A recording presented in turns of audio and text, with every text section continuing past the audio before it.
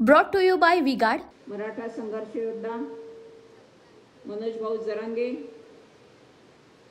या कार्यक्रमास आवर्जून उपस्थित असणाऱ्या मराठवाडा गौरव पुरस्कार प्राप्त अभिनेत्री प्रतीक्षाजी लोणकर, व्यासपीठावरील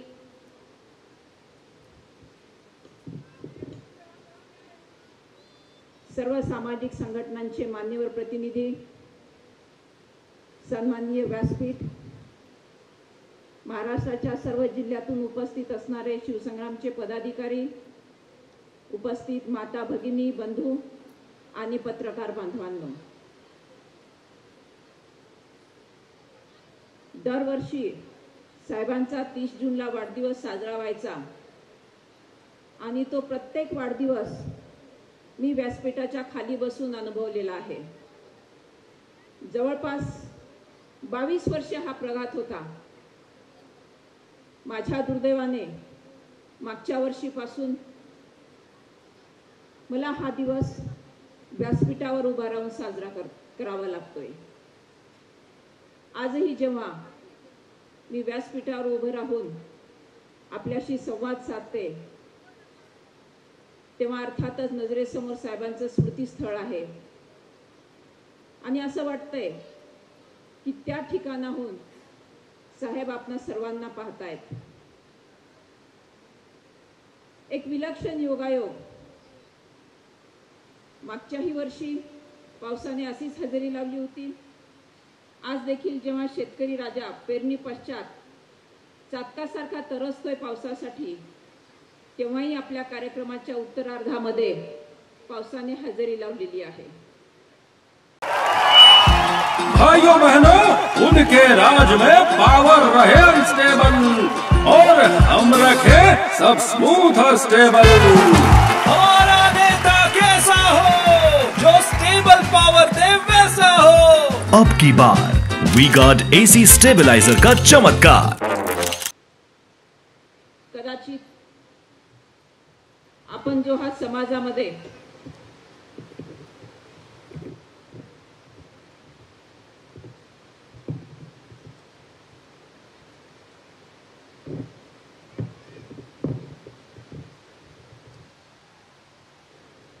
चांगुलपणा पेरलेला आहे त्याचं हे फलित असावं. या व्यासपीठावर उभं राहिल्यानंतर मन अर्थातच भूतकाळात जातं आणि मग अनेक घटनांचा मागोवा घेतल्याशिवाय राहतही नाही. ज्या शिवसंग्रामची ओळख साहेबांनी महाराष्ट्र राज्याला करून दिली, त्या शिवसंग्रामची स्थापना साहेबांनी 2000 मध्ये एका विशिष्ट प्रश्नासाठी केली होती. या संघटनेच्या स्थापनेनंतर विविध सामाजिक मुद्द्यांचा, वेळप्रसंगी राजकीय मुद्द्यांचा परामर्श घेत त्यांनी आपली वाटचाल चालू ठेवली. एका सामान्य शेतमजुराचं पोर ते विधान परिषद सदस्य हा त्यांचा प्रवास निश्चितच थक्क करून सोडणारा होता. जेव्हा मी होता असं म्हणते, उनका बैकअप सिर्फ कल तक और हमारा चांद तक. हमारा नेता कैसा हो जो नॉन स्टॉप बैकअप दे वैसा हो. अब की बार V-Guard इन्वर्टर बैटरी का चमत्कार. तेव्हा मनाला लाखो इंगळ्या डसल्यागत वेदना होतात. इथे उपस्थित प्रत्येक माझी भगिनी माझ्याशी सहमत होईल की कुठल्याही पत्नीसाठी हा निश्चितच आनंदाचा क्षण नसतो आपल्या पतीविषयी भूतकाळात जाऊन बोलणं. परंतु साहेबांनी निर्माण करून ठेवलेलं हे संचित आपल्याला वाया जाऊ द्यायचं नाही ही तमाम शिवसंग्राम सैनिकांची भावना होती आणि त्यांच्या आग्रहाखातर त्यांच्या सहकार्याने आजतागायत हे शिवधनुष्य पेलण्याचा प्रयत्न केलेला आहे. कैलासवासी अण्णासाहेब पाटील यांच्या विचारांनी प्रेरित होऊन साहेबांनी मराठा समाजाच्या प्रश्नावर काम करण्यास सुरुवात केली. महाराष्ट्रातील अनेक जिल्ह्यांमध्ये इथे बसलेले अनेक जण याचे साक्षीदार आहेत. मला वाटतं रमेश भाऊ, आपण या लढ्यामध्ये कायम साहेबांसोबत होता. पाटील सरांनी साहेबांची वाटचाल जवळून अनुभवलेली आहे.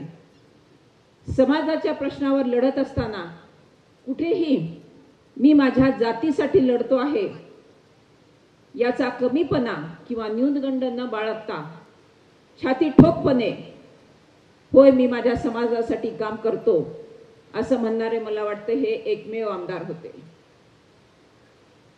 समाजासाठी लढत असताना स्वतःला केवळ समाजापुरतं सीमित न ठेवता समाजातील दीनदुबळा, वंचित, उपेक्षित घटक आपल्या कार्याचा त्यांनी केंद्रबिंदू मानला होता. आणि त्यामुळेच प्रदीर्घ काळ विधान परिषदेवरती प्रतिनिधित्व करण्याचा मला वाटतं साहेब विक्रम करू शकले. साहेबांची ही वाटचाल मी यासाठी आपल्या पुढे मांडते आहे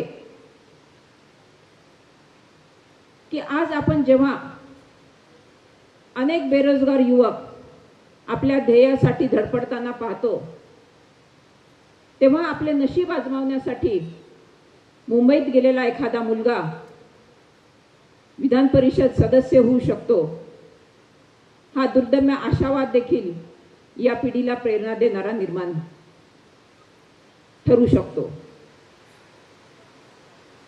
साहेबांनी जाणीवपूर्वक ज्या भूमिका घेतल्या त्या भूमिकेमध्ये कधीही स्वहितासाठी तडजोड केली नाही. गेली अनेक वर्ष सातत्याने काम करत असताना वेगवेगळ्या भूमिका मांडत असताना प्रसंगी शासनाला धारेवर धरत असताना आपण नेहमी अनुभवलेलं आहे की समाज हित हे त्यांच्या नजरेसमोर होतं. स्वतःच्या शेवटच्या श्वासापर्यंत समाजासाठी कार्यरत होते. त्यांच्या दुर्दैवी अंतानंतर जेव्हा मी आत्मपरीक्षण करतो तेव्हा हे लक्षात येतं की साहेबांचे विचार साहेबांनी तुम्हा सगळ्यांमध्ये रुजवलेले आहेत, ठसवलेले आहेत. आणि याचाच परिपाक म्हणून साहेबांची यावर्षीची जयंती कृतज्ञता सप्ताह आयोजित करून साजरी करावी असा मानस काही सामाजिक संघटनांच्या धुरीणांनी मांडला. साहेबांची दरवर्षीची वाढदिवसाची जी संकल्पना असायची ती विविध समाजोपयोगी कार्यक्रमांनी साजरी व्हायची. एकही साहेबांचा वाढदिवस असा झाला नाही महाराष्ट्रातल्या कोणत्याही जिल्ह्यामध्ये की ज्यामध्ये समाजाच्या हिताचे उपक्रम घेतले गेले नाहीत. त्यामुळे याही वर्षीचा कृतज्ञता सप्ताह विविध सामाजिक उपक्रमानेच साजरा केला गेला. थोडंसं मागे जाऊन मी आपल्याला हे सांगेल की या कृतज्ञता सप्ताहामध्ये आत्महत्या केलेल्या एका बांधवाच्या मुलाचं शैक्षणिक पुनर्वसन आम्ही करू शकलो. ती प्रेरणा आम्हाला मेटे साहेबांनीच दिलेली आहे.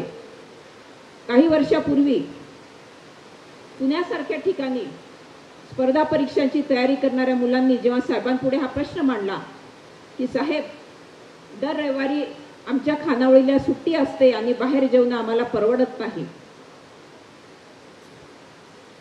तेव्हा साहेबांनी शिवसंग्रामच्या वतीने या विद्यार्थ्यांसाठी निशुल्क जेवणाची सुरुवातीला सोय केली. कालांतराने त्यातील काही बाबी निदर्शनास आल्यानंतर नाममात्र दराने म्हणजे फक्त 10 रुपये घेऊन या भोजनाची व्यवस्था केली.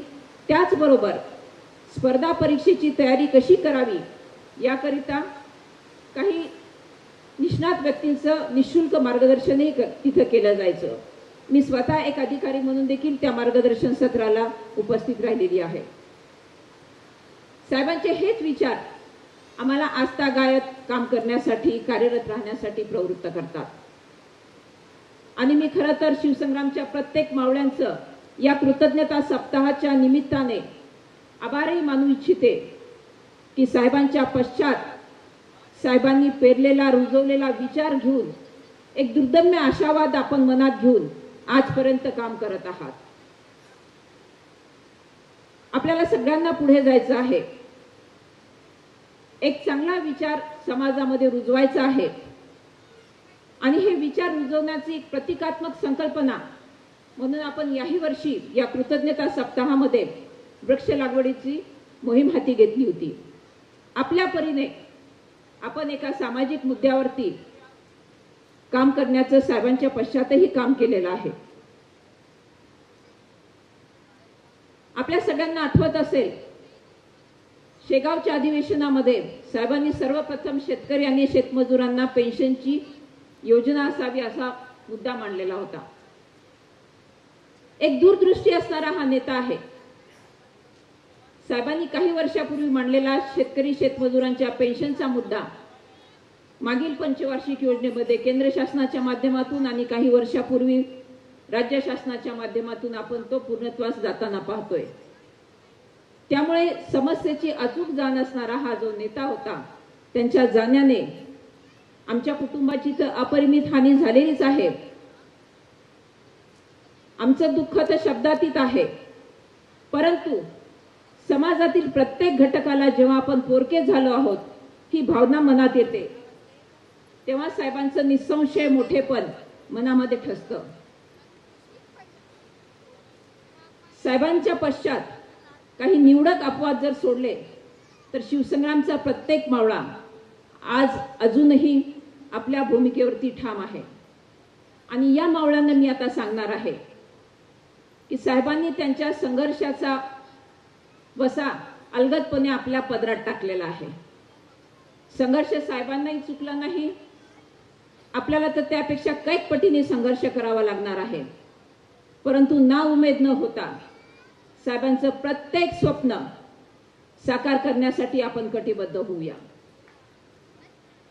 जेव्हा आम्ही महाराणी तारा राणी साहेबांचा वारसा सांगतो तेव्हा आम्हाला निश्चितच हे सांगितलं पाहिजे की कुठल्याही संकटाने ना उमेद न होता न खचता आपल्याला आपली लढाई पुढे चालू ठेवायची आहे.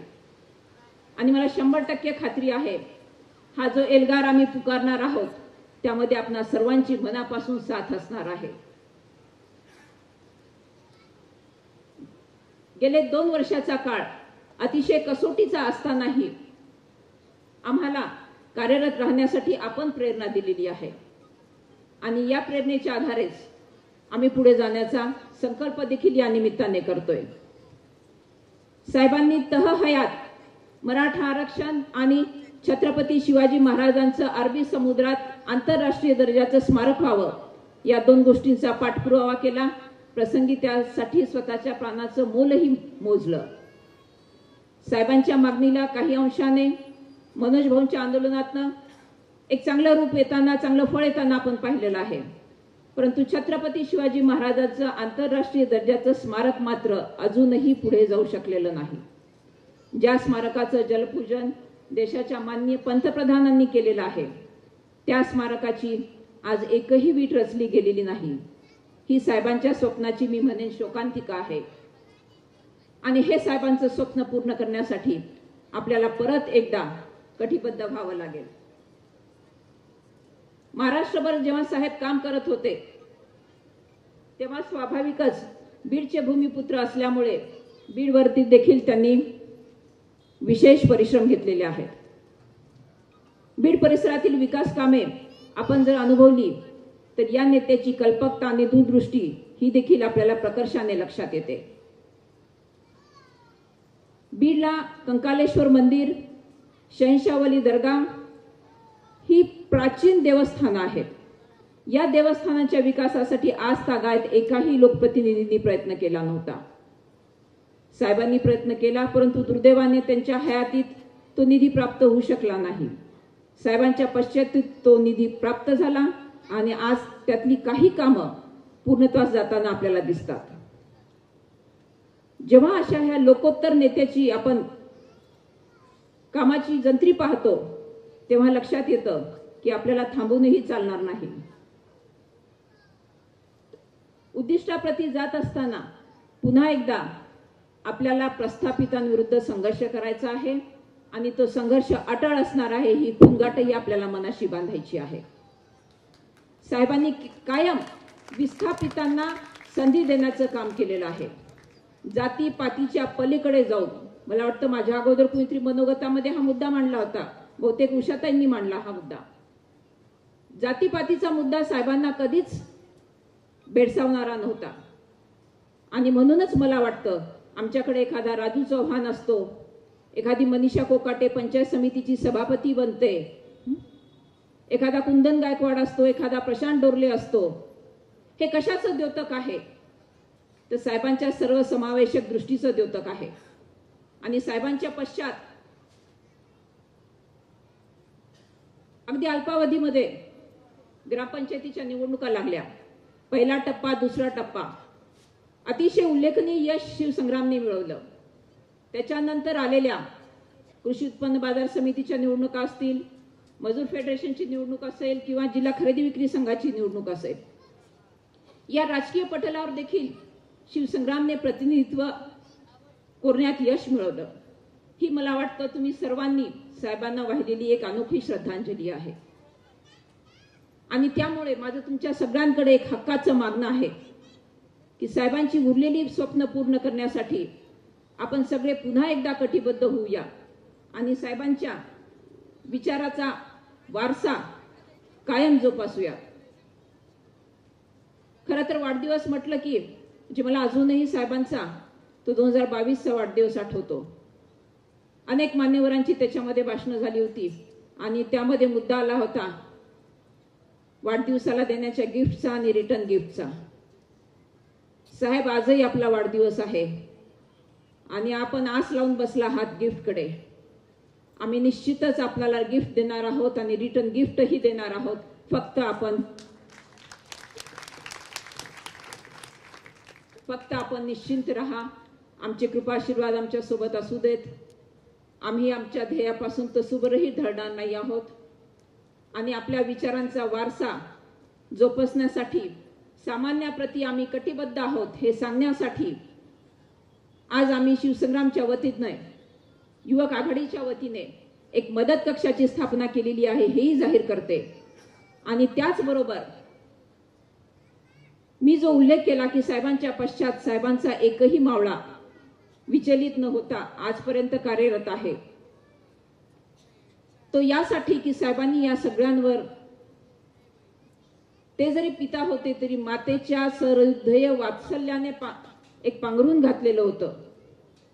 आणि हाच मायेचा बंध जोपासण्यासाठी आम्ही महाराष्ट्रभरातील आमच्या पदाधिकाऱ्यांनी, कार्यकर्त्यांचा प्रत्येकी 5 लाख रुपयांचा अपघात विमा शिवसंग्रामच्या वतीने उतरवलेला आहे.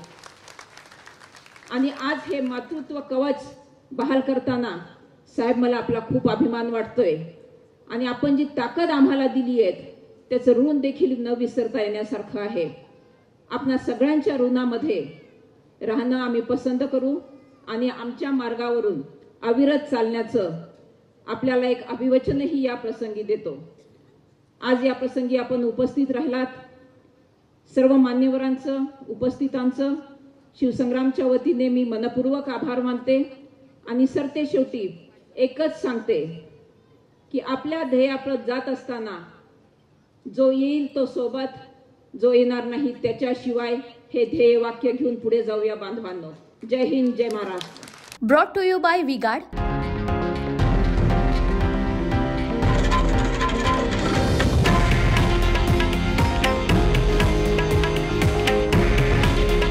हे आहे देशातील नंबर 1 न्यूज नेटवर्क आणि आपण पाहत आहात TV9 मराठी.